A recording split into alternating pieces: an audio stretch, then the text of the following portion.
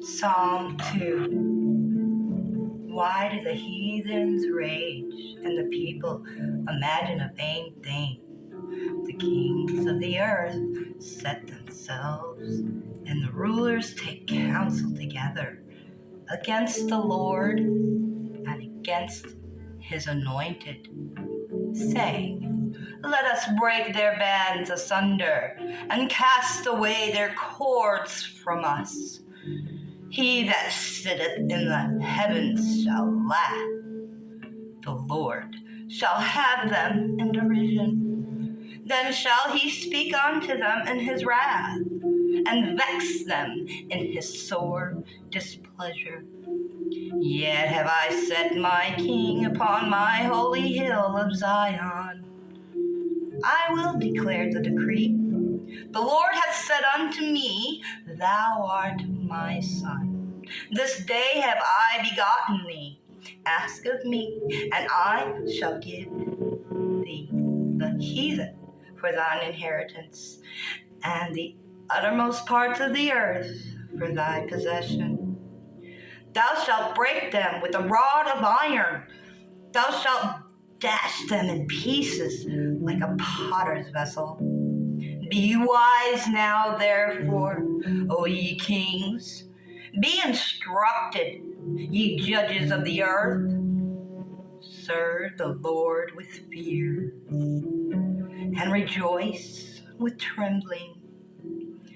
Kiss the Son, lest he be angry, and ye perish from the way, when his wrath is kindled but a little. Blessed are all they that put their trust in him.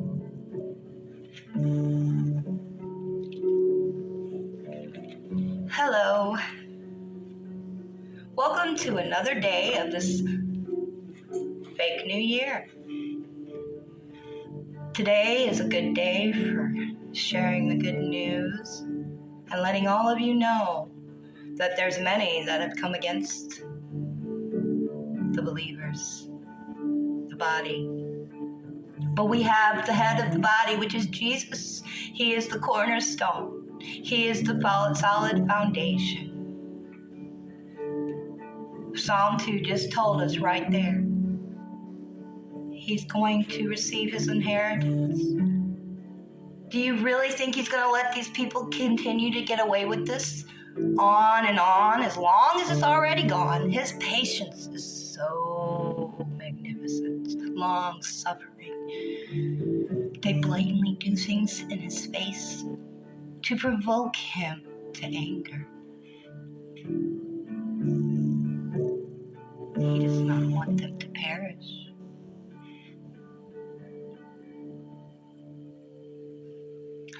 And I pray it's not you, and I pray that you will see and come to the knowledge of the truth. And they spray us like bugs on the rugs of their precious little ball that they cannot grasp at all. They do this to you. They do this to you.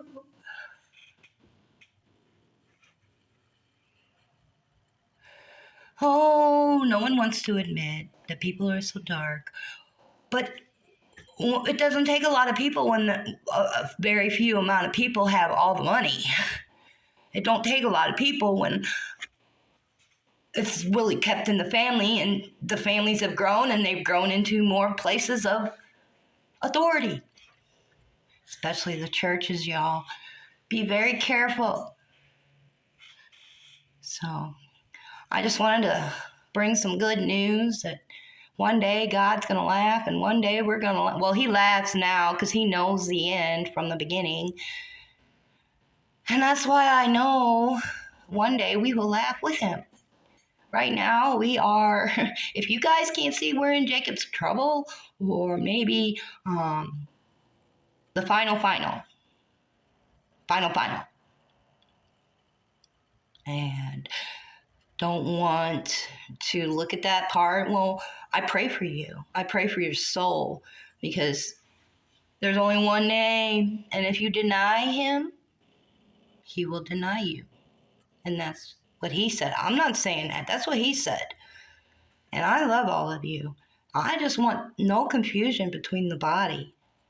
The entire world knows him as Jesus. Any country you go to, you ask, who's Jesus? They know. They know. You don't have to pronounce it any other way. That name Jesus, it's sanctified. And they hate that I'm over here telling truth.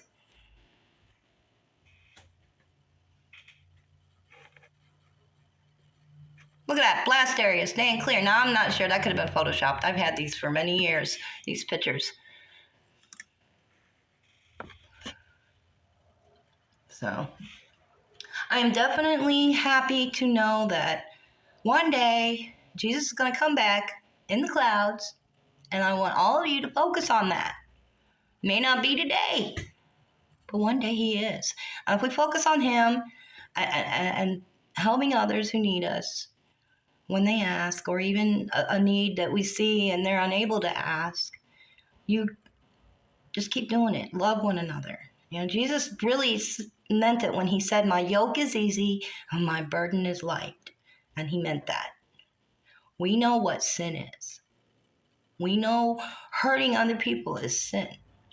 Hurting the word, lying, you know, the 10 Commandments. That is his written law that he wrote with his finger. And Jesus says, you do well to do these things. When the rich man who said he had done all those things, yet Jesus then said, you have done well to do all those things. Talking about the 10 Commandments. And then Jesus asked the rich man, you have one thing lacking. Sell everything you have and follow me. And the man was grieved, for he loved money more than his soul, apparently. I mean, eternal life is a gift, and you have to really want it, and there's only one way. Sadly, people live today and wish that it will be the only time they are, and that's not good. We want people to live forever, like he intended. So we got to remind people that sometimes people forget, wait a minute, I don't need to live in fear of dying. We're promised eternal life. Now, some of us get to live a long life with and things, and others do not. That doesn't change anything. We do not understand so much, but I know that we are to share the good news to everybody that this isn't it. And we've got a chance right now if we put our faith in his only begotten Son, Jesus, who paid the price for sin. Because without him, we would perish and be no more and never be remembered again. That's pretty scary. I mean, it's like my life is in vain. I don't want that.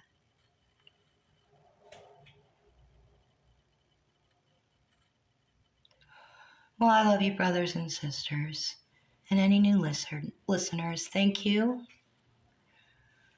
You're definitely if you're following Jesus and you're seeking Jesus, then you're on the right track. And don't believe any of those lies from the devil. Stay ready. I love you. Bye-bye.